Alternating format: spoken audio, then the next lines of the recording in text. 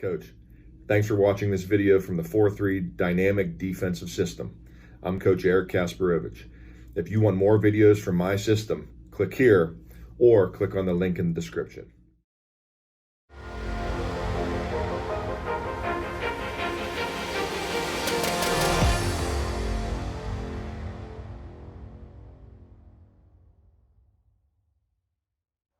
My name's Eric Kasperowicz. I'm the head football coach at Pine Richland High School in Pittsburgh, Pennsylvania. I'm here to talk about the 4-3 defense. And obviously, when you talk about defense, you got to start at the beginning, and we're going to jump into the philosophy of it here first. I've been the head coach at Pine Richland in Pittsburgh for coming up on my 8th year. I started out as an offensive coach my whole life. In the past 5, jumped over the defensive side of the ball, and just from a philosophy standpoint, that was probably the best thing I've ever done. Playing in college, playing in high school, I was a quarterback, played in the secondary in college, and from a coaching perspective, if you can get on both sides of the ball, there's definitely a lot of merit to that. There's my contact info, Twitter handle, social media, etc. So we're going to jump right into it. Why the 4-3? When I got into coaching, and long story short, I think we all know that games are won, championships are won with defense. And to play good defense, in my opinion, you need to stop the run. I don't care what part of the country you're in. If you're in the West Coast, the East Coast, if you're in a warm climate, if you're in a cool climate, you got to be able to stop the run. And that was the primary reason why we went into this 4-3 defense. First thing there is it's extremely versatile. It's a 4-3, but it can very easily convert to a 4-2-5. We sub in the nickel quite a bit at that field backer, and we can match up with any 10 personnel sets very easily. But then I think nowadays more the rage is the 11 personnel stuff, even 12, 13 personnel. Those offensive guys make it tough, and just adding all those extra gaps. And with this defense, we can easily adjust to just about any formation that you give us. It is very attacking. Like I said, we want to stop the run. We want to attack. We want to take and force the issue to the offense. Like, you hear about offensive football nowadays and RPOs and reading defenders and run pass options on almost every play. Well, that gives them the chalk last. Well, we want to take that out of their hands. We want to have the chalk last. We want to attack and force the issue upon the offense, not let them sit back there calmly and comfortably reading us. We want to take it to them a little bit. The third point there, it's very easy to disguise. We are a too high quarters-based defense. We press on the outside, and it's very easy to disguise. We're obviously middle of the field open. Like I said, a quarters shell, too high look all the time, but we can very easily get to a middle of the field closed, and we have portions of that we'll talk about in some of our cover one stuff, some of our hot coverage stuff at a different time, but very easily disguised. And you got to be smart about it. I can't sit here and say we're going to run an over front and play quarters and do this all the time, because the offense coordinators are smart. They'll know what the quarters beaters are. They'll know how to attack you. So with any coordinator, any smart football coach, you're only as smart as what you don't know. So you got to understand what your weaknesses are. How to be able to handle when an offense is able to attack you at an area where you're weak. You got to be able to have those answers.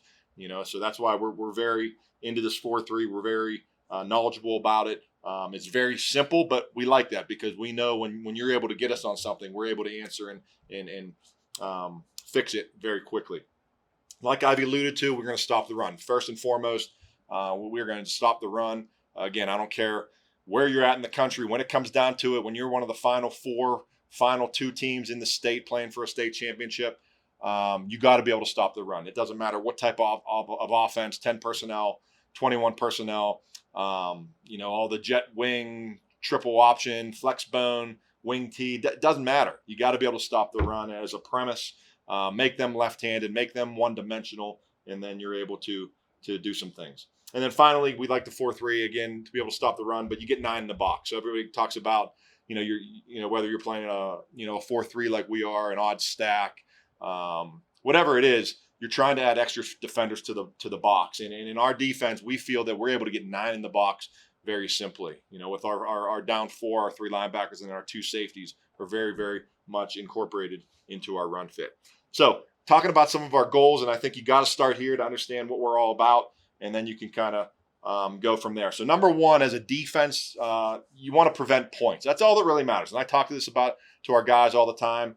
Yards do not matter. If they get a big play on you, if they break a long run, it's okay. It's not the end of the world, because all that matters is preventing points. All right. Field goals do not get you beat. 3 points do not get you beat. Touchdowns do. And I think that's critical to understand. There's been, times throughout a season where they'll pop a run, they'll get a screen on you, but the things we preach about running to the football and pursuing the football and living to play another down, those are all important characteristics, because field goals don't get you beat. If they get down in the red zone, they get down near the goal line, you need to keep them out and make them kick field goals, or heck, you cause a turnover and they get 0 out of it. So prevent points. And then finally, like I said, or alluded to, TDs only happen 2 ways: long plays, right? They break a long run, they throw a deep pass, whatever it is, or goal line and red zone scores. Okay, so that's a part of our goal. We want to prevent big plays, right? We talk about that all the time. And obviously when they get down in there in the red zone and goal line, we have a specific plan to keep them out, and like I said, to prevent the points. All right, now looking at the film here. So again, preventing points. This is our district championship game from this past season. This is the first drive of the game. They popped a run, got down in there. This is 4th and goal at Heinz Field. And again, just I think our kids believe the philosophy of just keeping them out. They motion across and run a simple power play right there. We shot some gaps and we're able to get a TFL and get off the field. Next clip here, similar situation. Again, down in the goal line. This is a philosophy. This is stuff that, we talk to our kids all the time about. It's a culture. It's okay. You don't get down because they broke a big run. It's all about keeping them out of the end zone and preventing the points. And one other clip here. Again, similar situation. This is a state semifinal game. Again, down to the 3 or 4 yard line, just selling out whatever it takes, throwing your body around, keeping them out of the end zone. And again, that all starts with the coaching. It starts with myself as a coordinator, and it goes down to my whole staff. It's a philosophy, it's a culture of keeping them out of the end zone. Next thing, we want to take the ball away, right? We don't talk turnovers per se. When we talk to the kids, we talk takeaways. All right, and we believe this is a skill that can be practiced. Quarterbacks generate the most turnovers. That's very important to understand. So we talk to our kids about this all the time. When you get free, you're about to make a sack, you're near the quarterback. We're constantly ripping at the ball, swiping at the ball, trying to create takeaways. All right, again, quarterbacks create the most. And again, we talk about this, we practice this. This is why we pursue the football so diligently. We try to get 10, 11 guys at the ball every single snap. We get a guy that holds them up. The next 2 or 3 guys come through to make the turnover, make the takeaway. So next, this first clip here. Again, they break a little bit of a run, I think a 4 or 5 or 6 yard run. You'll see we have the running back held up, and a very good clip of our safety coming in and ripping the ball out right there. So watch this guy right here. Comes in right there. And we call that the lawnmower technique. We can get into that later, but comes in right at the end, rips the ball out, and gets a critical turnover for us. Another clip, similar situation. They run the ball down to the bottom of the screen here. Our Mike linebacker, who's right in the middle, pursues inside out. They throw the bubble right there. We hold him up, comes through, and there you see 34. Again, same technique, rips the ball over. This just isn't coincident. This is something that we practice on a daily basis. Again, preach to the kids to get it done. And I heard an important quote years ago, but your kids are what you talk about. They are what you teach them. So whatever you're teaching is what they're going to do. If you teach laziness, you allow laziness, you allow kids not pursuing to the football, then they're not going to. If you talk about getting there and ripping the ball out and holding them up and doing things like this, then that's what they're going to do. Good end zone clip of it here. Again, to the left of the screen. Right there, 34, you see, we call that the lawnmower technique. So again, grab the tip of the ball and we actually rip it out. One more clip here. All right, we're going to look at number 8 right here. All right, we have everybody covered. They check it down to the running back right in the middle here. I believe somebody comes and holds them up, and you see 8 coming in from the side, violently swiping the ball out and ends up knocking the ball out for, again, a big turnover in our district championship game a couple years ago. Another clip here. So, again, takeaways isn't just forced fumbles. It's also interceptions. So, again, we're very aggressive in how we play defense, constantly trying to get the ball back to our offense. Another good one here. I believe this is another interception. So, again, we're looking up top. This cornerback, we're in press coverage.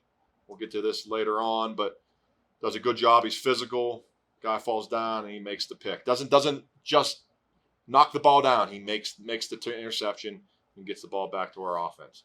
Next thing, we want to score now. So taking the ball away is great, but now that we do that, we want to score. We want to turn that into points for our defense. So again, this is a skill that can be practiced. We practice it all the time. We get a turnover, a takeaway in practice. Well, we got very specific rules for guys. The intended receiver, I think I saw a stat that on interceptions, the intended receiver tackled the interceptor like 75% of the time. So that's something we talk about, right? We want to get that guy blocked. And then the other thing is, how many times do you see a big interception, a big turnover, and the guy's running down the sideline, nobody around him to score, and his buddy, 20 yards behind the play goes back and blindsides somebody or has a questionable block on somebody. Don't even worry about it. Just go celebrate with your teammates. And again, things we talk about, these are high school kids that get excited. They want to go hits. Well, no, go celebrate with your teammates and let's keep that touchdown on the board. So again, definitely things we practice. I believe his first one here, this is our defensive end down the bottom. All right, he's going to come through. And again, I believe he does it all here. He tackles the running back, rips it out, and scores all on his own. Right there, the quarterback rips it out, and there he goes. And the thing I want you to look at here is once he gets the ball right there, they have a defender right here.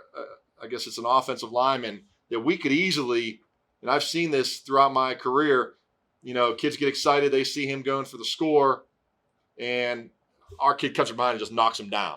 All right. But you see our kids just bypass them, and we just say, go escort them into the end zone. So they don't even worry about them. They just get in front and go celebrate with your teammates.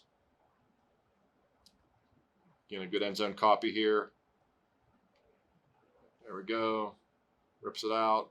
Again, number 6 right there. Could easily have just hit the kid in the back, but again, go celebrate with your teammates. Here's a good interception look down the bottom here.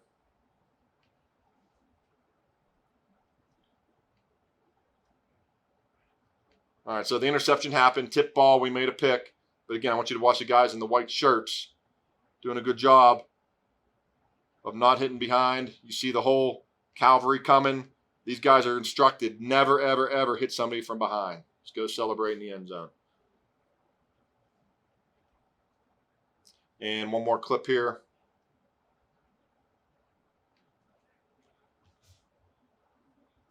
All right. So again, they try to throw a little tunnel screen at the bottom. All right, we get the interception. Now go score. Finish the play. Again, notice the gray shirts running down the field here. This guy and this guy. Again, I've been on teams in the past. I've seen a lot of teams that this touchdown will be called back because right there, this guy gets selfish and tries to, act a little tough in front of his buddies and knock them down, and then that's called back, and the score is off the board. So that's definitely things we talk about. The little things in football go a long way. So a little bit about philosophy now. Like I talked about earlier, we want to stop the run. Now, with stopping the run, there's a lot of things that go into that. We want to win on first down. I think that's very critical to win on first down. Offenses, their whole thing is they want to get 4 yards. They want to, stay on schedule. Well, we want to keep them off schedule. We feel if we can win on first down and get them to 2nd and 10, 9, even 8, we're in a pretty good situation there. Because now that they're not on schedule, they're thinking about throwing the ball. So we want to win on first down. And then the second thing with that, we want to, in our base 4-3, we want to defend the field with our 3 technique as much as possible. All right. So we're going to built into our rules. We have things that are set up that way that we want to defend that with our three technique. He's the anchor of our defense. Second thing, we want to pursue the football. All 11 guys to the ball. Again, they are your team is what you preach. We practice this every day. We talk about this every day. There's multiple ways to do this. In my 8 years as a head coach, we've probably done 4 different versions of the pursuit drill. All right, we've done 1 or 2 that we've came up with. I stole one from the St. Louis Rams that had one. Another one from the Ohio State Buckeyes. You go around, you go to clinics, you learn different things, and you feel if that helps you in your system, in your program, then we put it in. But multiple ways to do this. We always try to change it up, keep it fresh for the kids. But again, it's a culture. We play a gap defense. We want to build a green wall. All right, and when I say that, our greens, our colors. Our linebackers are responsible for the open gap in front of them. Now, I say gap.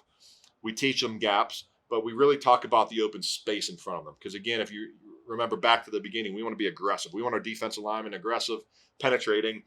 And there's times where they could be out of their gap, right? A defensive tackle might get reached. Our nose might get scooped, whatever it is. So that linebacker behind them always has to make them right. So we talk about space. If I'm the Mike and I have the A gap in front of me, all right, that's the space in front of me. I have the A gap. But if my 3 technique all of a sudden gets reached and he's in the A gap, well, I'm going to make him right and get into that B gap now, or that space that's open. All right, so again, we are gap defense. We are always gapped out. Now, if you look at this picture here, this is, again, that green wall. It's very, very generic, obviously, but that's just a base over front to a pro, 21 personnel set. But it shows you we're gapped out. All 4 D linemen have a gap. All 3 linebackers have a gap. And then there's that 9 in the box that I was telling you about. Both our safeties there, again, in a 21 personnel set, can come down, and there are extra hats in the box. All right, that's our +1, +2, and that's the way we're able to get 9 in the box. And again, how often do we see pro under center eye backs? Not very much, but again, that's kind of our starting point, and then we can kind of build from there just to get the philosophy done right. All right, back to that same thing about building the green wall, and I kind of alluded to this a minute ago, but we want to make the guy in front of you right, meaning the guy in front of me is never wrong. So if I'm a linebacker, if I'm the Mike, and the 3 technique has the B gap, I have the A gap, he's never wrong. So if he gets reached because of his aggressiveness, then we want to make him right. And that's the same philosophy to our linebackers and the same philosophy back to our defensive back. It always works front to back. And that is our golden rule. We want to be aggressive here. Linebackers make him right. If a linebacker misfits, now our safety is going to make him right. All right, and that's a golden rule we live by because aggressiveness is paramount.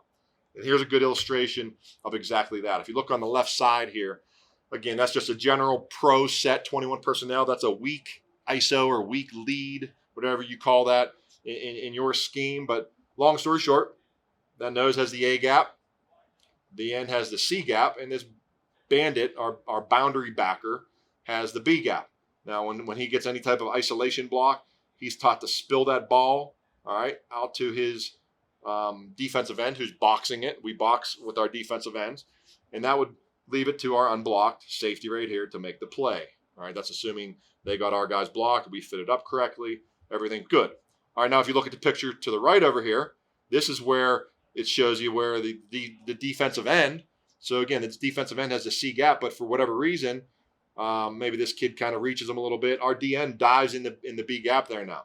So our bandit is taught he's going to make him right. So instead of just plowing himself into the back of our defensive end, all right, he's got to make him right. So when our DN comes in here, for whatever reason, he got blocked in there, whatever happened, our bandit now is going to make him right and fill right outside. All right, so whatever happens there, so again, he knows he has to box the football and again forces the ball to our unblocked defender there. So again, just the premise of making the guy in front of you right. All right, we're extremely aggressive. And this is something I think shows up quite a bit in the film. Our linebackers trigger and penetrate with their run fits. You shouldn't be able to determine. You shouldn't be able to understand if it's a blitz or if it's not a blitz. If they run the football, our linebackers should look like a blitz every time. All right, we live for TFLs, tackle for losses, and run throughs. All right, like I mentioned, it should look like a blitz. Speed of the players are important. Our linebackers got to be able to run. Really, the only position that you could possibly get away with a guy that can't run is your Mike backer at times. But Again, it depends on the offenses you're seeing. If you're seeing 10 personnel teams that isolate him and do some things with him, then you got to think about that. But you got to have guys that can run. And then finally, like I kind of alluded to, we attack on all three levels: up front, the linebacking core, and then even in the secondary. We press on the outsides, and our safeties are extremely, extremely aggressive. We want to overpopulate the box. So again, understand your run fits. We always want to be +1 in the box. With all the quarterback run, that's all the rage nowadays. We want to be +1 there so we can handle those type of runs. And then, kind of like I said, we want to own the numbers. Whether it's to the field 3x1, we want to make sure we have +1 over there. 3x1 in the boundary to the single receiver, we want to make sure we have +1 there. And then in the run fit, we want to be sure we have +1 there. We want to pressure the offense. When I say pressure, don't take this the wrong way where we're reckless. We are not reckless at all. It's very calculated in how we pressure. Zone versus man blitz. What do? We are a big zone blitz team. Because if you think about it, think about a quarter structure, 2x2, 2 safeties, 2 corners, minus the underneath defenders. Now we match all routes. It's basically cover 0. So if you blitz out of that, it's basically a man blitz anyway. So anytime we bring any blitzes, it's a zone behind it. 85 to 90% of the time. Now there is a time and a place, I think, to man blitz, but we don't do a lot of it. And then finally, pressuring the offense, like I talked about, turnovers and takeaways, how we call them. We run a turnover circuit. We do ball drills for our DBs. At the point of contact when the receiver's about to catch the ball, we have certain techniques we want to use. Do we swipe down? Do we punch? How do we handle that? In phase, out of phase with cornerbacks, we play press, so we see a lot of fades, right? Fade balls. So, if we're out of phase, how do we play that as a cornerback? If we're in phase, meaning we're hip to hip with the receiver, how do we play that? I talked about the lawnmower earlier, and then we talk about a dirty ball and a clean ball. And I know a lot of people refer to that as a city and a country ball. So basically, if the ball's on the ground, it's dirty if there's a lot of people around, right? If there's a fumble and there's a lot of people, well, we want to fall on that. If it's a clean ball, it's out in space. They threw a bubble or a toss sweep and the guy dropped it, or we hit him and the ball pops loose. Well, nobody's around. Well, that's a clean ball. We want to scoop and score there. So again, things we talk about, it just doesn't happen on accident. These are things we practice and talk about all the time. We want to defend formations. All right. We want to take away what they do best. Offenses are very specific about what they do. They do things for a reason. They get into formations for a reason. They motion for reasons. The depth of their running backs, tailbacks, fullbacks, H-backs, sniffers, they're all in certain places for a reason. So it's up to you as a coach to examine that, break it down, and then come up with a plan on why they're doing that, and then how to stop it, right? You got to defend it. So we do formation recognition every day. We got to understand what are their top 3, 4, 5 formations. So we got to understand what they are and how to get aligned to them. I think lining up is half the battle. It's almost embarrassing how many times teams, defenses, at all levels get beat, get big plays on them because they're not lined up, right? And I think that's the before anything, you got to get lined up, all right? And then I talked about back placement a little bit there. What level is the back at based on their alignments? And we'll get into that more later when we get into the stopping the run talk. Last couple here, we want to take away their best player. We want to make them left-handed and one-dimensional, especially at high school football. I mean, if they have a stud at the X receiver, well, we got to take him away, make them throw to somebody else. If they got a stud quarterback, I'm going to do everything in my power. The deck quarterback has a rough night, or if he's a runner, he isn't going to run it much. If they have a tailback, we're going to load the box and make them throw it. So whatever it is, we want to take away their best player and have answers whenever they do try to adjust. We want to be simple. Keep it simple, stupid.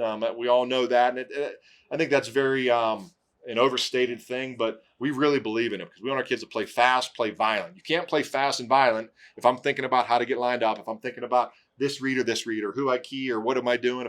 We want to keep it simple. One base front for the moment. We have other things we can do and we move, but one base front, one base coverage, and then we kind of build from there. All right, take the thinking out of it, especially for these high school kids. Communication. How are you going to communicate? With any relationship, I don't care if it's on the football field, if it's a husband and a wife, if it's 2 sisters, if it's a mom and a daughter, you got to have great communication or that relationship will suffer. So we really stress and preach communication. We don't huddle just because Most of the offenses don't huddle nowadays, so we don't huddle. We use hand signals for everything, and there's a specific order of communication. It's like in math class, order of operations. We have an order of communication that goes through. All of our kids got to be on the same page, and then we actually set roles for our players as well. Certain people set the front. Certain people, tell out the down and distance. Certain people, if it's a trip set, we have to do certain adjustments there. Splits of receivers. They all do things for a reason. So we have people on our defense that kind of talk about that and alert our defense about that. And then the final thing, some definitions and some terms that we talk about. A lot of these are general football knowledge. Things. Some of them are special to what we do at Pine Richland, but for the most part, you got to understand these. When you're talking defense, line of scrimmage, LOS. Right and the left, that's how we set our front. Some people go rip Liz, whatever it is. Trades, a tight end trade. Bump is our linebackers. You'll learn later in our alignments that our linebackers are certain where they need to be. Bump is getting them both into 30s. Field, we're a field and boundary-based defense. So, again, being able to get lined up easy. Well, the field's obviously the wide side. The boundary is to the short side. Now, a lot of people call that bench, but boundary is what we use. Strong and weak, obviously, is away or to the tight end. Front side, back side, based on where the ball goes. The box, all right, obviously the box is in between, right about the tackle area.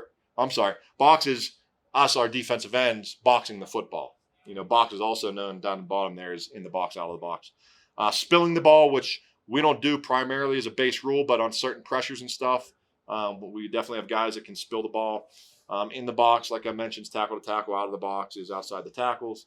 In out, it's a wide receiver running an out route, and in is in. And under is any type of under route, 5 yards or less.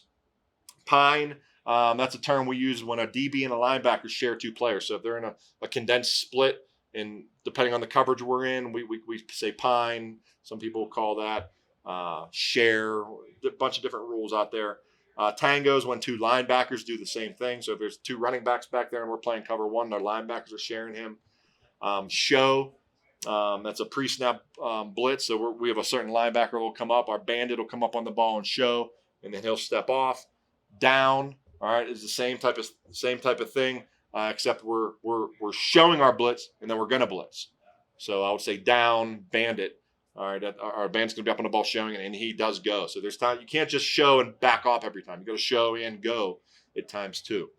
Double tight is very, very important that our kids understand when they come on two tight ends. All right, tough call. That's a post-snap stem for our defense when they line up an over front and basically stem to an under front. All right, so you'll see we're an over front, but we go to under fronts quite a bit. Pinch is all 4 D linemen pinch inside. Stem. That's a D-line aligns in another front and then stems to the front that we call. Base is our base defense. Okie is our third down package. And then Casino, again, is specific to us. That's our third down package. So that's it. That's the basics, basic philosophy of the 4-3 defense. Again, any questions, please feel free to reach out. But hope you learned a lot from that. Thank you.